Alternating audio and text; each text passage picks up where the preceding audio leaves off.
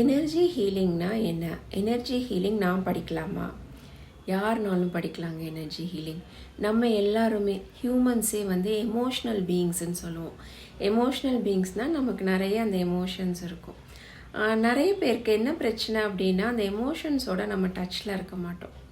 நம்ம தாட்ஸை மட்டுமே ஒர்க் பண்ணிகிட்ருப்போம். ஆனால் எல்லா தாட்டுமே ஒரு எமோஷன் தான். அந்த அவேர்னஸ் வந்து நமக்கு கொஞ்சம் கொஞ்சமாக வர ஆரம்பிக்கணும். ஐயையோ குழந்தை ஓடிச்சுனா விழுந்துருமே அப்படின்னு நினைக்கிறது ஒரு தாட்னாலும் அது பயத்துலேருந்து வருது. கரெக்டாக? இப்போ வந்து நான் பேரண்டிங் கோச்னால எனக்கு நிறைய பேரண்டிங் ரிலேட்டட் எக்ஸாம்பிள்ஸ் தான் வரும். இப்போ குழந்தை கூட நிறைய டைம் ஸ்பெண்ட் பண்ணல அப்படின்னா ஒரு மதருக்கு கில்ட் இருக்கும். கரெக்டாக? ஸோ ஸ்பெண்ட் பண்ணலையே, பண்ணியிருந்தால் நல்லா இருக்குமே. ஸோ இந்த தாட்ஸு, இந்த கில்ட்டு, இது ரெண்டுமே வந்து திருப்பி திருப்பி டெய்லி நமக்கு ஒக்கர் ஆகிட்டே இருக்கும் போது நம்ம ஹீல் ஆக மாட்டோம். ஸோ ஹீலிங் எப்போ வரும்னா அந்த கான்ஷியஸ் அவேர்னஸ் கொண்டு வரணும். ஓ, நான் இப்போ பயத்தில் இருக்கேன், என் பாடிலாம் ஷ்ரிங்க் ஆகுது, எனக்கு பால்பிட்டேஷன்ஸ் இருக்குது, நான் இப்போ ரொம்ப ஆங்ஷியஸாக ஃபீல் பண்ணுறேன் அப்படின்னா அப்படிலாம் ஃபீல் பண்ணக்கூடாதுன்னு அதை சப்ரெஸ் பண்ணக்கூடாதுங்க. அதுக்கு பதிலாக அந்த ஃபியரை ரிலீஸ் பண்ணலாம்.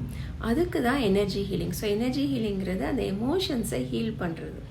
ஸோ இப்போ ஃபியருங்கிறது ஒரு எமோஷன்ஸ். ஐயோ குழந்தை விழுந்துருமே இல்லை, குழந்தை விழாது, இட்ஸ் ஓகே, நான் வந்து பார்த்துக்குவேன். அதாவது ஒரு புது ஸ்டோரி க்ரியேட் பண்ணணும். அது போக அந்த பயத்தை ரிலீஸ் பண்ணுறதுக்கு card cutting energy healing use பண்ணி அந்த எமோஷன்ஸை ரிலீஸ் பண்ணலாம். இது ரொம்ப பியூட்டிஃபுல்லான ஒர்க் ஹீலிங், எனர்ஜி ஹீலிங்குங்கிறது.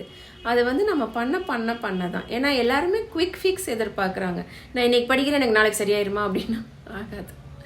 எல்லாமே வந்து நம்ம இவ்வளோ நாள் அக்யூமுலேட் பண்ணி வச்சுருக்கோம். நிறைய எமோஷன்ஸு, நிறைய நெகட்டிவ் தாட்ஸு.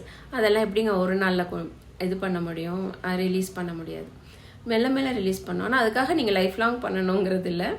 ஜேர்னி வந்து லைஃப் லாங்காக இருக்கும். பட் நீங்கள் வந்து ஒரு நல்ல ஸ்டேஜுக்கு வர்றதுக்கு ஒரு 3 months to 6 months consistent efforts போட்டாலே நல்ல டிஃப்ரென்ஸ் தெரியும். நிறைய கான்ஃபிடென்ஸ் வரும். ஸோ அந்த கான்ஃபிடென்ஸ் வந்துருச்சு அப்படின்னா அதுக்கப்புறம் நீங்கள் மற்றவங்களுக்கு ஹீலிங் ஆரம்பிச்சிடலாம். நீங்கள் பெய்ட் கிளையன்ஸ் எடுக்க ஆரம்பிச்சிடலாம். ஸோ இது வந்து ஒரு வாஸ்ட்டாக வந்து நிறைய ஆப்பர்ச்சுனிட்டிஸ் இருக்கிற ஒரு ஏரியா. ஸோ எங்கள் மாஸ்டர் கிளாஸ் ஜாயின் பண்ணுங்கள். நான் டீட்டெயில்ஸ் ஷேர் பண்ணியிருக்கேன். ஃப்ரீ மாஸ்டர் கிளாஸ் தான். இதை பற்றி இன்னும் நிறைய பேசுவோம். என்னால் ஷார்ட்ஸில் ரொம்ப சொல்ல முடியல. நீங்கள் ஜாயின் பண்ணிங்கன்னா நம்ம நிறைய கற்றுக்கலாம். நீங்கள் ஓகேவா? தேங்க்யூ.